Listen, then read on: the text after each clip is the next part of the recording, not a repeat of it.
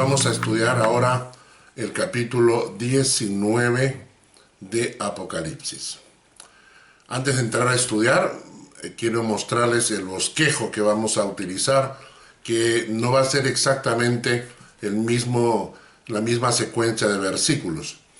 Les muestro ahorita el bosquejo. En primer lugar, vamos a hacer un análisis, un estudio de los versículos 11 al 16, donde nos hablan del gran evento, la segunda venida de Jesucristo como Rey de Reyes, como Señor de Señores. El Rey llegó, versículos 11 al 16. Después vamos a volver al versículo 1 hasta el versículo 6 para hacer un estudio de lo que está ocurriendo en el cielo mientras el Señor está llegando en la tierra. Hay una serie de actitudes de la gente que está en el cielo, de los seres que están en el cielo, que nos van a reflejar lo que ocurre ahí mientras Jesucristo está llegando a la tierra. En tercer lugar, vamos a analizar las bodas del Cordero, que están en el versículo 7 al 9. Y en cuarto lugar, el castigo del anticristo a partir del versículo 17 hasta el versículo 21. Por último, en quinto lugar, vamos a analizar la pregunta: ¿qué implica la segunda venida de Cristo para nosotros en el tiempo actual? Para empezar, debemos hablar de que la venida de Jesucristo es un tema que se ha tocado durante todos los años. Todas las iglesias han mencionado este tema. Algunas personas han puesto en duda que esto vaya a ser una realidad, y para eso quiero que leamos algunos textos bíblicos que nos hablan acerca de la segunda venida de Jesucristo. En primer lugar, si nos vamos al Antiguo Testamento, encontramos al profeta Daniel en el capítulo 7, los versículos 13 al 14. Daniel, capítulo 7, versículos 13 al 14. Dice así: miraba yo en la visión de la noche, y he aquí con las nubes del cielo venía uno como un hijo de hombre, que vino hasta el anciano de días, y le hicieron acercarse delante de él. Y le fue dado dominio, gloria y reino, para que todos los pueblos, naciones y lenguas le sirvieran. Su dominio es dominio eterno, que nunca pasará, y su reino uno que no será destruido. La segunda venida de Cristo fue profetizada por el profeta Daniel cientos de años antes de que el mismo Jesucristo naciera. En Mateo capítulo 24, versículo 30, el mismo Jesucristo afirmó que Él vendría por segunda vez. Mateo 24, 30. Entonces aparecerá la señal del Hijo del Hombre en el cielo, y entonces lamentarán todas las tribus de la tierra, y verán al Hijo del Hombre viniendo sobre las nubes del cielo con poder y gran gloria. No solamente el profeta Daniel, el mismo Jesucristo afirmó que Él vendría por segunda vez. En Hechos capítulo 1, versículo 11. Hechos capítulo 1, versículo 11. Están hablando los ángeles que están acompañando a los apóstoles, que están viendo a Jesucristo que es ascendido al cielo. Y los ángeles dicen lo siguiente: los cuales también les dijeron: varones Galileos, ¿por qué estáis mirando al cielo? Este mismo Jesús, que ha sido tomado de vosotros al cielo, así vendrá como le habéis visto ir al cielo.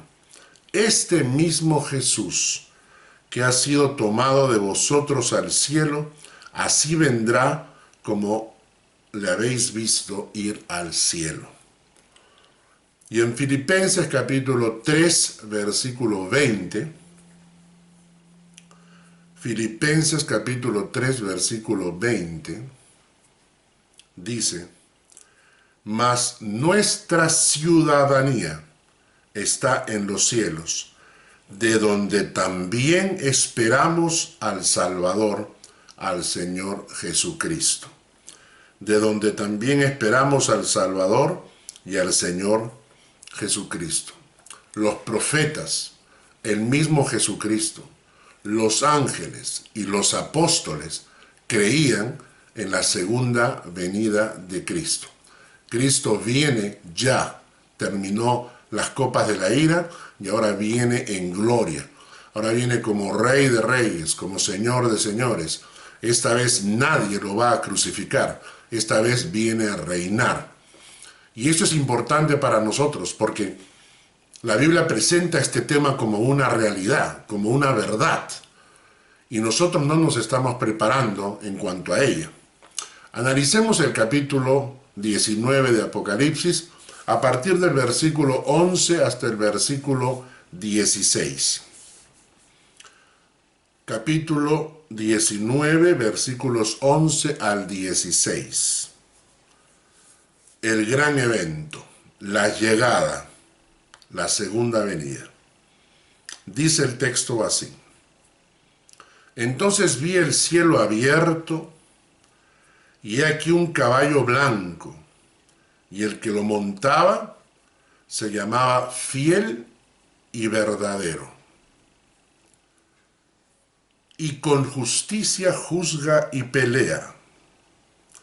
Sus ojos eran como llama de fuego, y había en su cabeza muchas diademas, y tenía un nombre escrito que ninguno conocía sino él mismo. Estaba vestido de una ropa teñida en sangre, y su nombre es el Verbo de Dios. Y los ejércitos celestiales, vestidos de lino finísimo, blanco y limpio, le seguían en caballos blancos. De su boca salía una espada aguda, para herir con ella a las naciones, y él las regirá con vara de hierro. Y él pisa el lagar del vino del furor y de la ira del Dios Todopoderoso. Y en su vestidura y en su muslo tiene escrito este nombre: Rey de Reyes, Señor de Señores. Este pasaje nos habla clarísimo de que está hablando acerca de Jesucristo. En el versículo 11, por ejemplo, se dice: entonces vi el cielo abierto y he aquí un caballo blanco, y el que lo montaba se llama Fiel y Verdadero. Si buscan Apocalipsis capítulo 3, versículo 14. Apocalipsis capítulo 3, versículo 14. Acá Jesucristo se presenta como el fiel y el verdadero. En el versículo 12 dice que sus ojos eran como llama de fuego. En Apocalipsis 2:18 se menciona que Jesucristo tiene sus ojos como llama de fuego. En el versículo 13 de Apocalipsis dice: estaba vestido de una ropa teñida en sangre, y su nombre es el Verbo de Dios. Evangelio de Juan, capítulo 1, versículo 1. En el principio era el Verbo era con Dios, el Verbo era Dios. En el versículo 14 del capítulo 1 de Juan, dice: y aquel Verbo fue hecho carne. Y aquel Verbo fue hecho carne. Así que nos está hablando del Verbo de Dios, es uno de los nombres de Jesucristo. Apocalipsis 19:15 dice que de su boca sale una espada aguda. Nuevamente en Apocalipsis, en el capítulo 1, el versículo 16, se dice que de la boca de Jesucristo sale una espada aguda. En Efesios 6:17 se habla de la espada de dos filos, la palabra de Dios que sale de la boca de Jesucristo. En conclusión, cuando leemos los versículos 11 al 16 de Apocalipsis 19, estamos viendo aquí la persona de Jesucristo regresando por su iglesia, regresando por segunda vez, y en esta oportunidad, como dice el versículo 16, lleva un nombre escrito: Rey de Reyes y Señor de Señores. Acompáñenme a leer Primera de Timoteo, capítulo 6, versículos 13 al 16. Primera de Timoteo 6, versículos 13 al 16. Te mando delante de Dios, que da vida a todas las cosas, y de Jesucristo, que dio testimonio de la buena profesión delante de Poncio Pilatos, que guardes el mandamiento sin mácula ni reprensión, hasta la aparición de nuestro Señor Jesucristo, la cual a su tiempo mostrará el bienaventurado y solo soberano, Rey de Reyes y Señor de Señores, el único que tiene inmortalidad, que habita en luz inaccesible, a quien ninguno de los hombres ha visto ni puede ver, al cual sea la honra y el imperio sempiterno. Amén. Y en Apocalipsis, el capítulo 17, el versículo 14, dice: pelearán contra el Cordero, y el Cordero los vencerá, porque Él es Señor de señores y Rey de reyes, y los que están con Él son llamados y elegidos y fieles. Entonces los versículos 11 al 16 del capítulo 19 de Apocalipsis nos describe la llegada, la segunda llegada de Jesucristo a este mundo, a esta tierra. Y este es el gran evento que culmina con todos los juicios que cayeron durante la gran tribulación en Apocalipsis. Capítulo 19 es la culminación, es la llegada del Señor de señores y Rey de reyes que estamos esperando. Mientras Él está llegando, vamos a analizar los primeros 6 versículos de Apocalipsis. Los primeros 6 versículos de Apocalipsis. Porque ahí nos describe en el capítulo 19, versículos 1 al 6, nos describe qué es lo que ocurre en el cielo mientras Jesucristo está llegando a la tierra. Vamos a leer estos 6 versículos. Después de esto, oí una gran voz de gran multitud en el cielo que decía: ¡Aleluya! Salvación y honra y gloria y poder son del Señor Dios nuestro, porque sus juicios son verdaderos y justos, pues ha juzgado a la gran ramera que ha corrompido a la tierra con su fornicación y ha vengado la sangre de sus siervos de la mano de ella. Y otra vez dijeron: ¡Aleluya! Y el humo de ella sube por los siglos de los siglos. Y los 24 ancianos y los 4 seres vivientes se postraron en tierra y adoraron a Dios, que estaba sentado en el trono, y decían: Amén, aleluya. Y salió del trono una voz que decía: Alabad a nuestro Dios todos sus siervos, y los que le teméis, así pequeños como grandes. Y oí como la voz de una gran multitud, como el estruendo de muchas aguas, y como la voz de grandes truenos que decía, Aleluya, porque el Señor nuestro Dios Todopoderoso reina. En realidad hay una fiesta, es impresionante, hay una fiesta en el cielo, es decir, es un jolgorio cuando Jesucristo está llegando a la tierra, en el cielo se arma una fiesta impresionante. Versículo 1 menciona la palabra aleluya. Versículo 3, aleluya.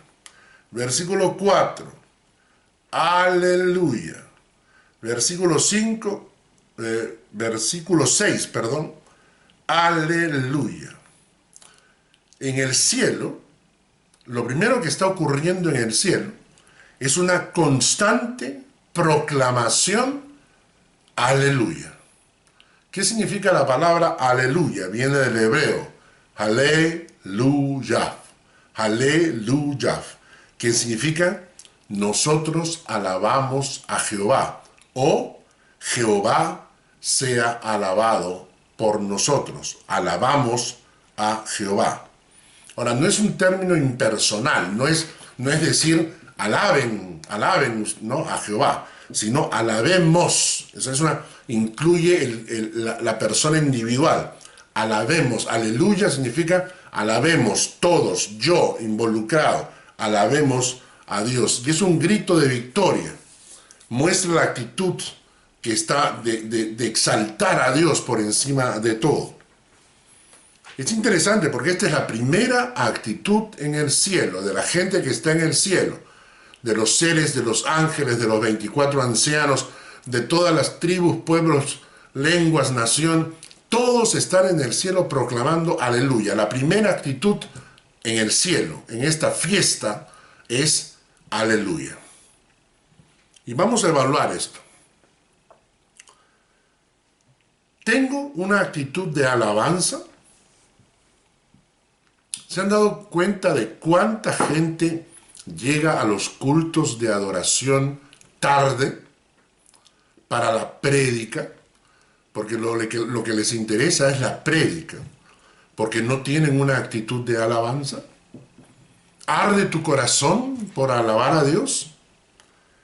¿Expresa tu corazón ese grito de victoria? ¿Qué tan importante es para mí los tiempos de alabanza? ¿O son aburridos? Las canciones cristianas me aburren. Cuando cantamos, no solamente repetimos letra, pero el corazón expresa una alabanza. Cuando vamos a la iglesia, hay esa actitud de gritar aleluya al Señor. Interesante es porque hay un texto en Isaías que es muy fuerte, pero que lamentablemente refleja la realidad de muchos que se llaman cristianos. En Isaías capítulo 29, versículo 13, dice pues el Señor, porque este pueblo se acerca a mí con su boca y con sus labios me honra, pero su corazón está lejos de mí, y su temor de mí no es más que un mandamiento de hombres que les ha sido enseñado. Ese mandamiento que está en tu cabeza, que tú dices, sí, hay que tener temor de Dios, es un concepto intelectual, es un concepto teórico, pero que no ha descendido al corazón. Interesante. Su temor de mí no es más que un mandamiento de hombres que les ha sido enseñado. La primera actitud en el cielo, mientras Jesucristo está llegando a la tierra, es proclamar aleluya, alabemos al Señor. Sigamos con el versículo 1. Dice, Después de esto oí una gran voz de gran multitud en el cielo que decía: Aleluya, salvación y honra y gloria y poder son del Señor Dios nuestro. La segunda actitud de los seres vivientes en el cielo, en esa fiesta de alabanza en el cielo, es reconocer a Dios como supremo Rey y Señor. Y por eso dicen: la salvación, la honra, la gloria, el poder, todo es del Señor y no de los hombres. Cuando decimos la salvación es del Señor, estamos diciendo que reconocemos que no podemos salvarnos por obras, no podemos salvarnos por nuestro propio esfuerzo. Cuando decimos que la salvación viene de Dios, reconocemos que es la obra de Cristo en la cruz la única que puede salvarnos. No hay ningún esfuerzo humano, no hay ninguna tentativa de salvación por medio de la bondad o buenos actos o buenas obras, porque la salvación es exclusivamente un acto de Dios hacia nosotros. Cuando decimos que toda la honra pertenece a Dios, es porque hay una humildad en nuestro corazón, porque reconocemos que la honra verdadera es por lo que Él hizo por nosotros en la cruz. Cuando le damos la gloria, queremos que Él sea exaltado, no nosotros, queremos que Él sea exaltado. Y cuando decimos que le entregamos el poder, es como cuando nosotros en nuestros países estamos acostumbrados a ver lo que es un golpe militar. ¿Qué es un golpe militar? Cuando los militares toman el poder. ¿Qué quiere decir el poder cuando le das el poder a Dios? Le estás dando a Él, le entregas el poder sobre tu vida, le estás entregando a Dios la capacidad de tomar control sobre ti. Renuncias a tener tú el control para que Él tenga el poder sobre tu vida.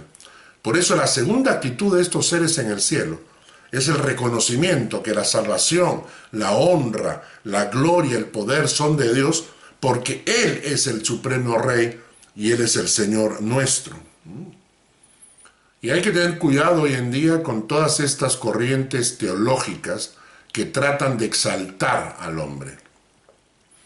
Busca dentro de ti todo lo bueno que tengas, porque tú eres un campeón, tú eres un rey. Algunos pastores dicen que los creyentes son pequeños dioses, que tenemos el poder en nuestra boca para cambiar las circunstancias.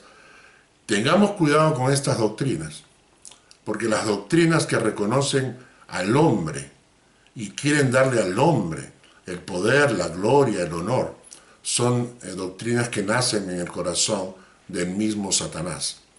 El creyente agacha su cabeza en humildad y reconoce que todo le pertenece al Rey de Reyes y al Señor de Señores. Vamos a tomar el ejemplo de Gedeón, uno de los jueces del Antiguo Testamento, en el capítulo 8, versículos 22 y 23. Jueces, capítulo 8, versículos 22 y 23. Y los israelitas dijeron a Gedeón: sé nuestro Señor. Gedeón había obtenido la victoria sobre los enemigos de Israel. Y cuando Gedeón vence y toma la victoria, gana la batalla, el pueblo quiere hacerlo a él líder. Entonces le dicen a Gedeón: sé nuestro Señor, tú y tu hijo y tu nieto, pues nos has librado de la mano de Madián. Pero Gedeón respondió: no seré señor sobre vosotros, ni mi hijo os señoreará. Jehová señoreará sobre vosotros. Y Gedeón apunta: yo no, ni mi hijo. El que debe enseñorearse y ser señor sobre nuestras vidas, sobre nuestros pueblos, es el mismo Jehová de los ejércitos. He conocido pastores que me han dicho en la cara A mí de esta iglesia no me sacan porque yo la fundé. Yo soy el fundador de esta iglesia y esta iglesia es mía. Hermanos, eso es una herejía. La iglesia es del Señor. Todo lo que hacemos del Señor, las ovejas son del Señor. Por eso la segunda actitud en el cielo, de todos los que están en el cielo, es reconocer que la salvación, la honra, la gloria y el poder son del Señor y no de los hombres. Versículo 2. Dice, porque sus juicios son verdaderos y justos. Y entonces el versículo 4 dice, y los 24 ancianos y los 4 seres vivientes se postraron en tierra y adoraron a Dios que estaba sentado en el trono y decían, amén, aleluya. Cuando leemos en el capítulo 4 de Apocalipsis, 4 y 5 nos describen el cielo. Capítulo 4 y capítulo 5 nos describe el cielo. En el capítulo 4 se menciona que junto al trono de Dios hay 24 ancianos y hay 4 seres vivientes. No voy a entrar en detalle ahora, busquen sino el estudio sobre Apocalipsis capítulo 4, ahí describo a los 24 ancianos y a los 4 seres vivientes. Pero la actitud de estos seres que están alrededor del trono, dice, se postraron en tierra y adoraron a Dios que estaba sentado en el trono y decían, amén, aleluya. Se postraron en tierra y adoraron. La palabra adoración y la palabra postración van juntas. En el Antiguo Testamento especialmente, cada vez que se utiliza la palabra adorar, se relaciona con la actitud de postrarse, rendirse, humillarse en señal de respeto. ¿Por qué? Cuando tú venías, te postrabas delante del rey, agachabas tu cabeza y tu frente tocaba el piso. Y traten de probarlo. Arrodíllense, pongan su frente tocando el piso y vean que el rey que está parado delante tuyo tiene todo el poder para hacer contigo lo que quiera. Él puede agarrar una espada y decapitarte. Él puede hacer lo que quiera, porque tú al estar postrado y tu frente tocando el piso, no tienes visión, no ves nada de lo que está pasando a tu alrededor. Esa es la actitud. Postrarse, adorar, va junto. Quiere decir que cuando tú quieres adorar a Dios de verdad, tu corazón tiene que postrarse delante de Dios. Si uno lo hace físicamente, de rodillas, cuando estás en tu cuarto, cuando estás a solas, sientes cómo te estás inclinando delante del Padre. Muchos cristianos han dejado de hacerlo.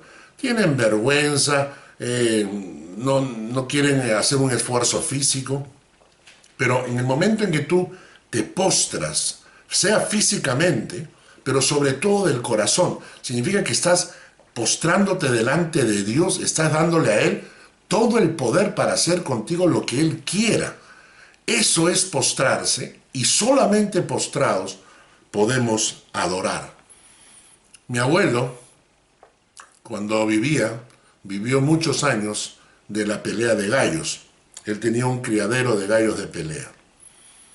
Y él, interesante, cuando me llevaba a mí de pequeño, muchas imágenes todavía vienen a mi mente, pero lo interesante era que cuando los gallos pelean, hay un momento especial, que es cuando el gallo pierde. Cuando uno de los gallos pierden ante la fuerza del otro, lo que hacen es entierran el pico, se dice. Es decir, entierran su pico en arena. Se dejan tirados en el piso y entierran su pico en arena. Que esto significa aceptar la soberanía del otro. Y el otro ya no ataca. En el momento en que el otro entierra el pico, el otro gallo, el vencedor, sabe que ha vencido, sabe que ha ganado y ya no lo ataca. Esta es la tercera actitud de los seres que están en el cielo, haciendo esta fiesta por la segunda venida de Cristo. Es la actitud de postración y adoración. Y cuando leemos el versículo 6, y oí como la voz de una gran multitud, como el estruendo de muchas aguas, y como la voz de grandes truenos que decía, aleluya, porque el Señor nuestro Dios Todopoderoso reina. Versículo 6 del capítulo 19 de Apocalipsis. Y oí como la voz de una gran multitud, y como el estruendo de muchas aguas, y como la voz de grandes truenos que decía, aleluya, porque el Señor nuestro Dios reina.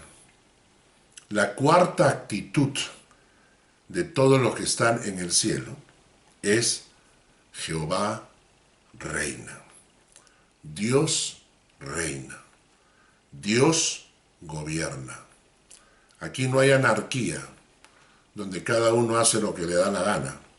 Aquí reconocemos que Dios reina. Rey tiene todo el poder, inclusive de la vida y la muerte de sus súbditos.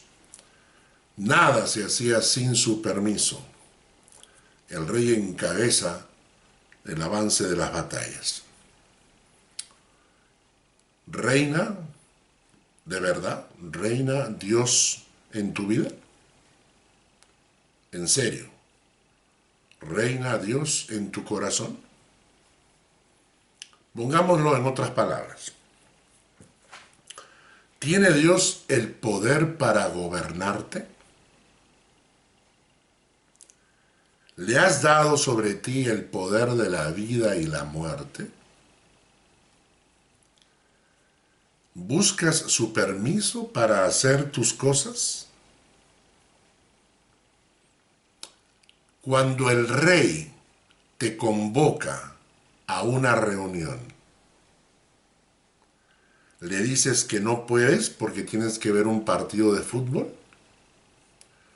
¿Acaso Dios no nos convoca a una reunión cada domingo para exaltarlo, para alabarlo, para aprender de su palabra? Cuando Él te convoca a su reunión, ¿le das excusas? Entonces, lo que va a ocurrir en el cielo es lo que tiene que ocurrir en nuestros corazones, acá en la tierra, si es que pertenecemos al cielo. Repito, si yo estoy camino al cielo, cuando yo llegue al cielo me voy a encontrar con estas 4 actitudes. Cuando yo llegue al cielo voy a encontrar que todo el mundo grita aleluya, proclama aleluya, alaban a Dios, reconocen que la salvación, la honra, el poder, la gloria, todas pertenecen al Señor. Hay una actitud de postración delante de Dios y hay una actitud de proclamar, Él reina, Él es el Rey.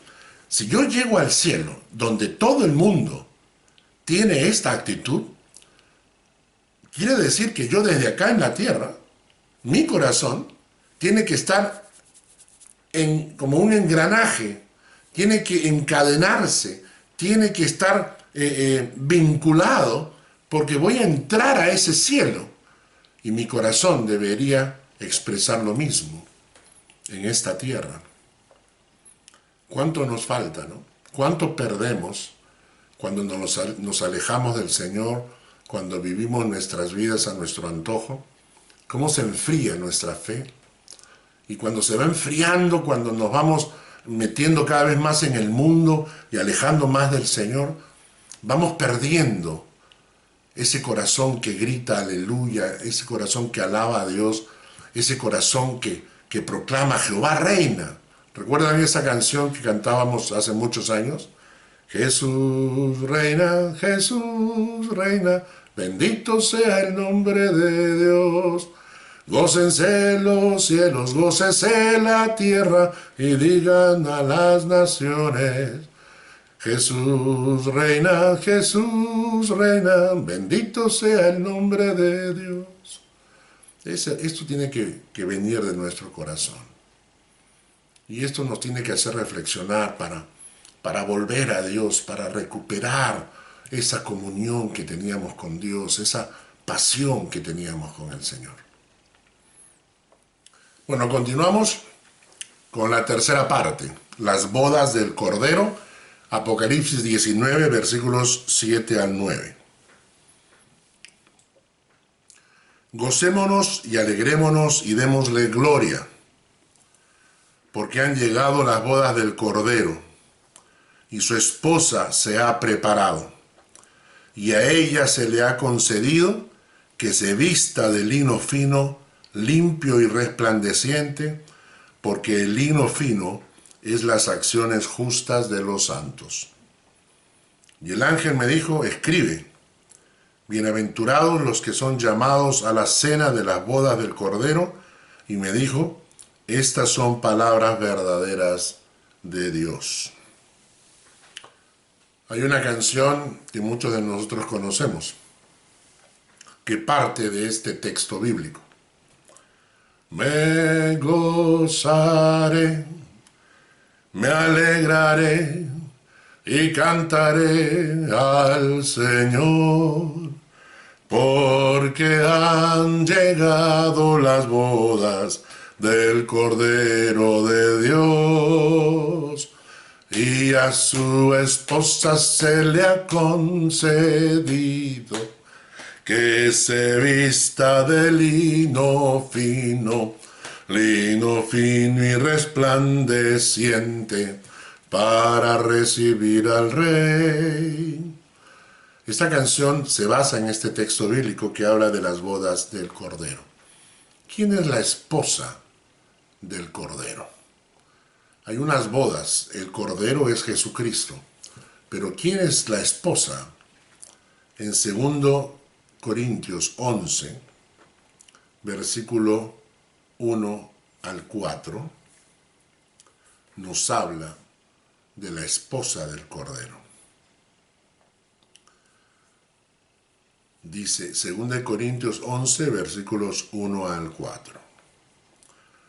Ojalá me toleraseis un poco de locura, dice Pablo. Sí, toleradme, porque os celo con celo de Dios, pues os he desposado con un solo esposo para presentaros como una virgen pura a Cristo. La esposa del Cordero es la iglesia de Dios. Y la iglesia no son templos o edificios, la iglesia es el grupo de creyentes en Cristo que conforman el cuerpo de Cristo, la familia de Dios, los hijos de Dios, en un grupo que se llama la esposa del Cordero. En el mismo texto que estamos leyendo en 2 Corintios 11, el versículo 3 nos muestra un peligro tremendo. Pero temo que como la serpiente con su astucia engañó a Eva, vuestros sentidos sean de alguna manera extraviados de la sincera fidelidad a Cristo.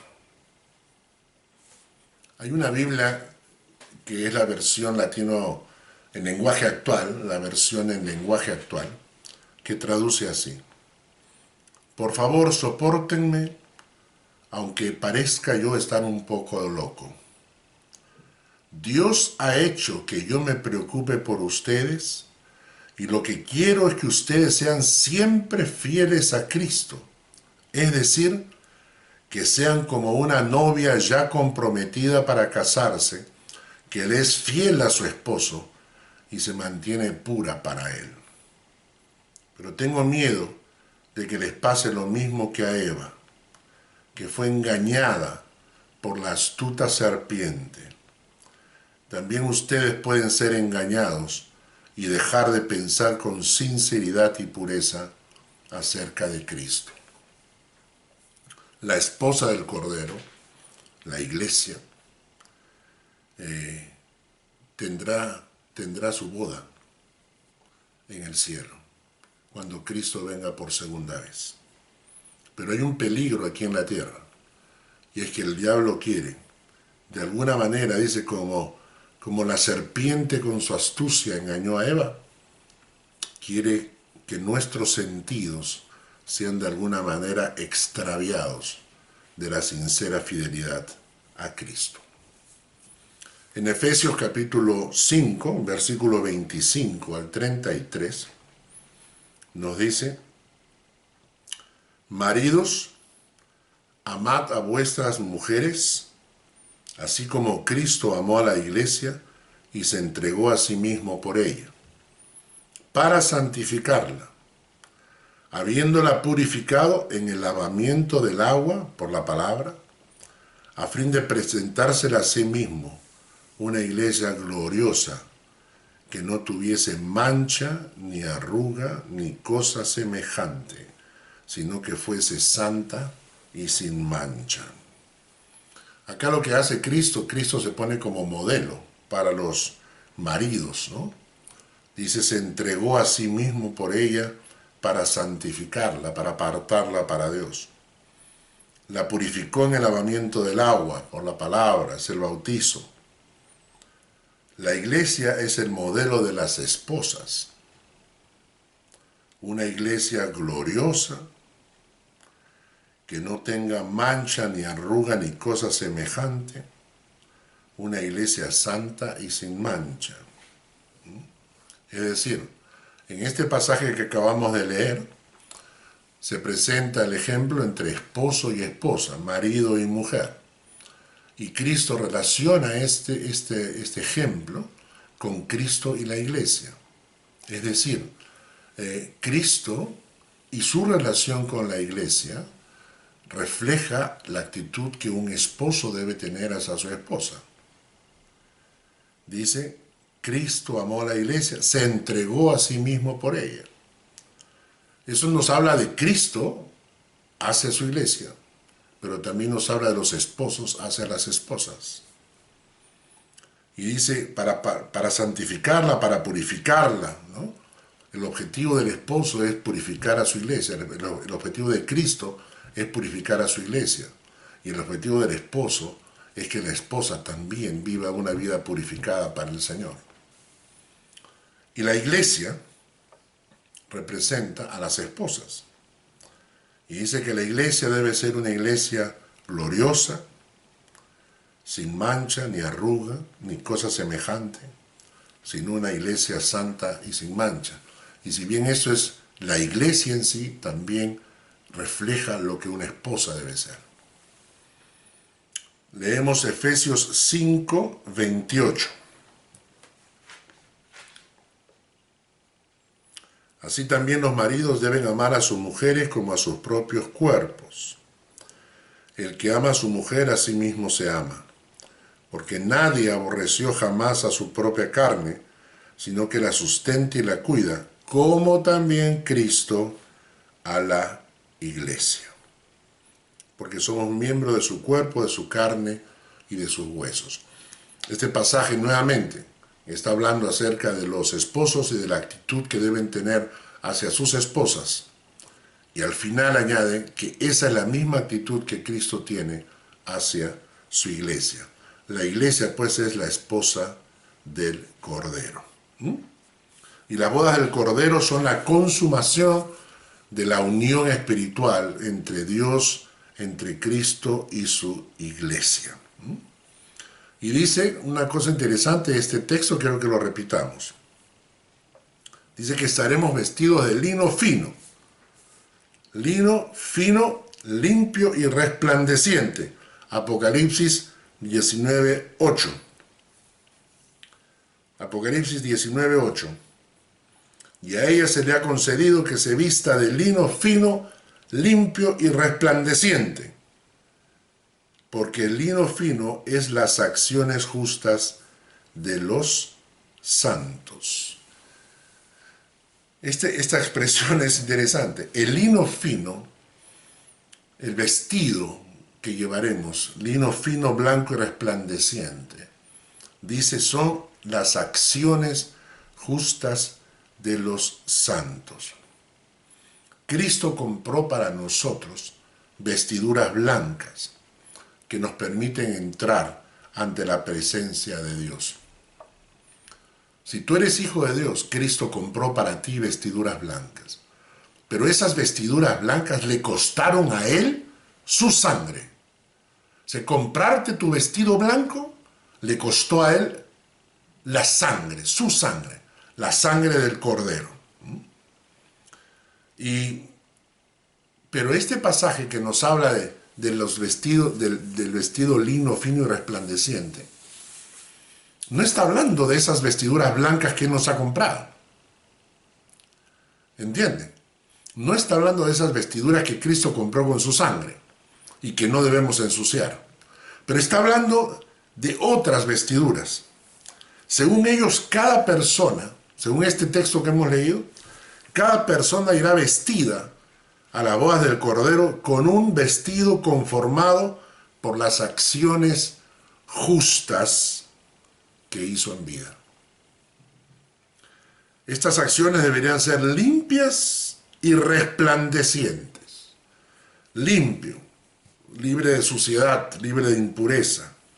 Resplandeciente, espléndido, de gran belleza.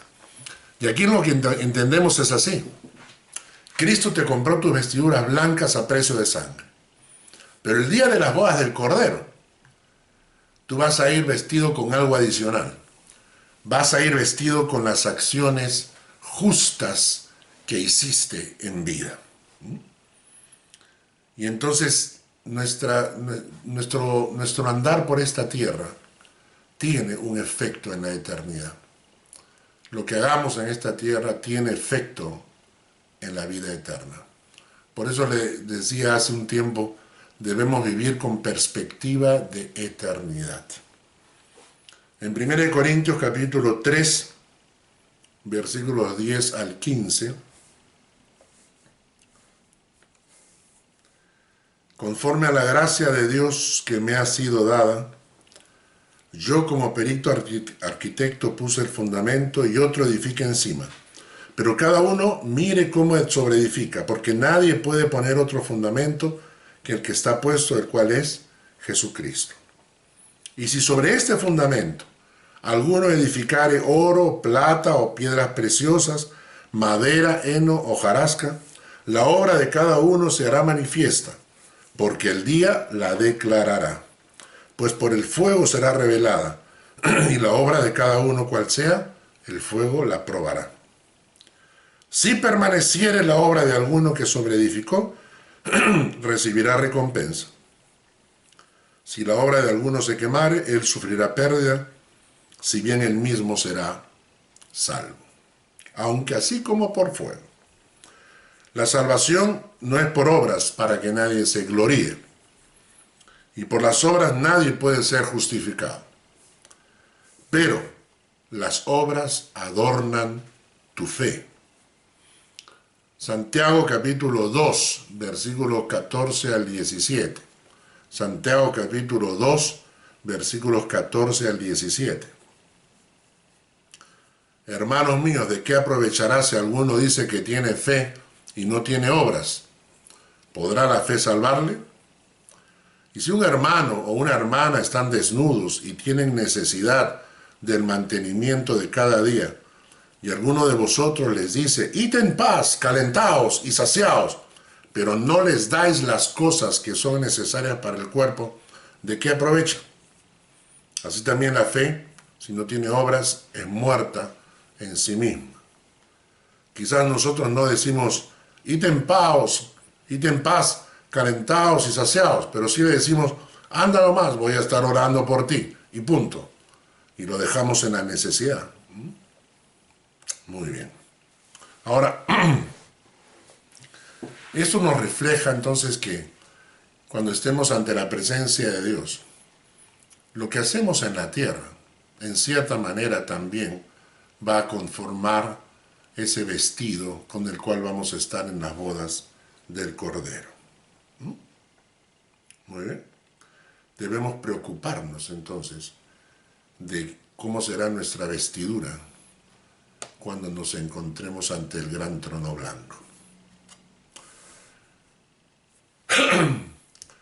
Ahora entremos a analizar el punto 4, el castigo al anticristo y al falso profeta. Y esto lo encontramos en el capítulo 19 de Apocalipsis, versículos 17 al 21. Apocalipsis 19, versículos 17 al 21.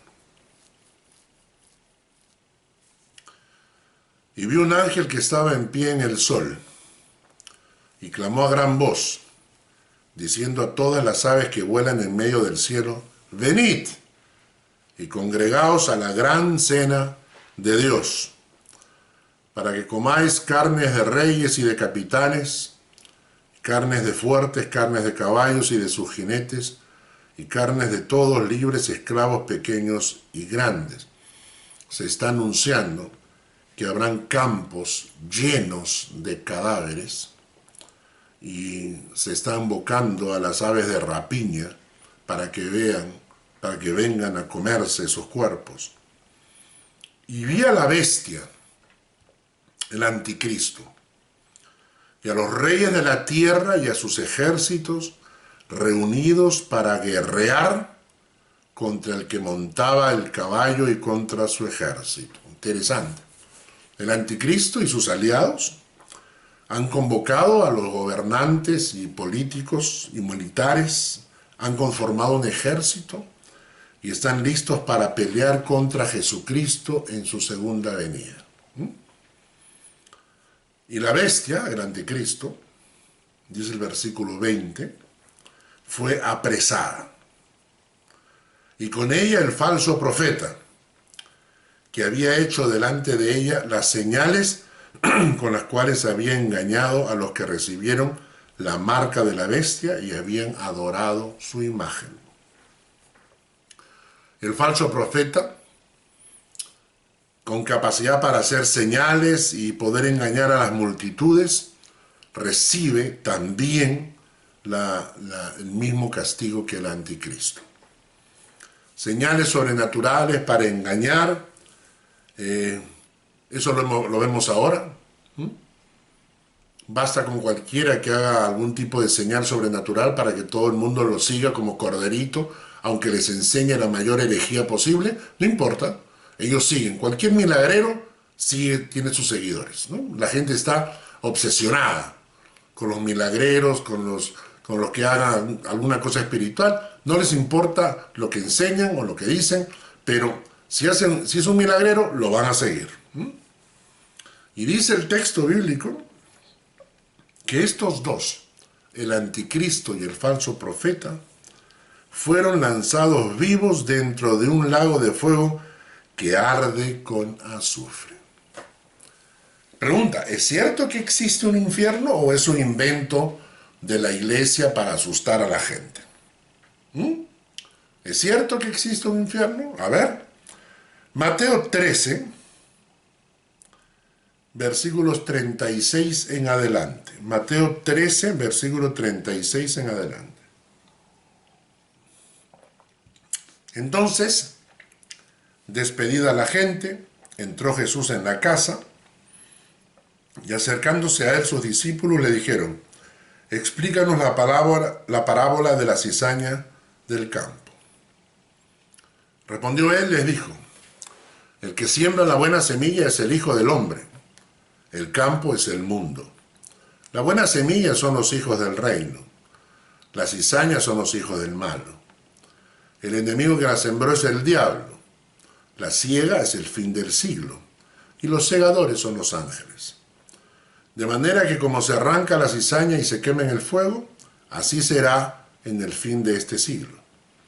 Enviará el Hijo del Hombre a sus ángeles y recogerán de su reino a todos los que sirven de tropiezo y a los que hacen iniquidad, y los echarán en el horno de fuego. Allí será el lloro y el crujir de dientes. Entonces los justos resplandecerán como el sol en el reino de su Padre. El que tiene oídos para oír, oiga. palabras de Jesucristo, el horno de fuego. Mateo capítulo 13. Asimismo, el reino de los cielos es semejante a una red, Mateo 13, versículo 47. Mateo 13, 47. Asimismo, el reino de los cielos es semejante a una red que echada en el mar recoge de toda clase de peces. Y una vez llena, le sacan a la orilla y sentados recogen lo bueno en cestas y lo malo echan fuera. Así será el fin del siglo. Saldrán los ángeles y apartarán a los malos de entre los justos y los echarán en el horno de fuego. Allí será el lloro y el crujir de dientes. Y hay más textos que nos hablan, que el mismo Jesucristo menciona, sobre el horno de fuego, el fuego eterno, etcétera, etcétera, etcétera. Les voy a dar unos pasajes para que los vean. Mateo capítulo 18, versículos 6 al 9. Mateo 18, versículos 6 al 9. Mateo 25, versículos 31 al 46. Mateo 25, versículos 31 al 46. Pueden leer estos pasajes quizás ahora o después, y ahí van a ver cómo el mismo Jesucristo menciona el lago de fuego, el horno de fuego, etc. Y esto, hermanos, si el infierno no existe, Jesucristo fue un mentiroso, simplemente. Y bueno, y entramos al quinto punto. Ya vamos terminando este estudio de Apocalipsis capítulo 19. ¿Qué implica la segunda venida de Cristo para nosotros en el tiempo actual? Y simplemente les voy a dar 6 textos bíblicos para analizarlos, que nos dicen qué implica para nosotros el saber que Cristo viene por segunda vez. Primer texto, Mateo 24, versículos 42 al 44. Mateo 24, versículos 42 al 44. Segundo texto, Mateo 25, versículos 14 al 30. Mateo 25, versículos 14 al 30.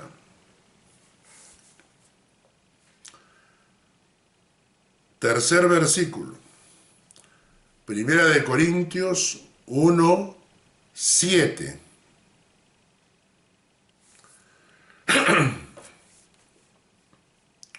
Cuarto versículo, Primera de Juan 3, versículos 2 al 3.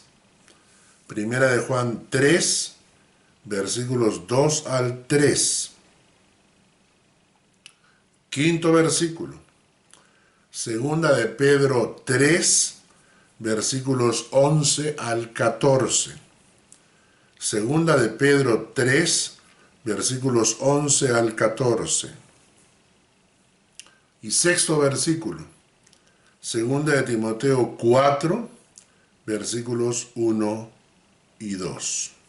Segunda de Timoteo 4, versículos 1 y 2.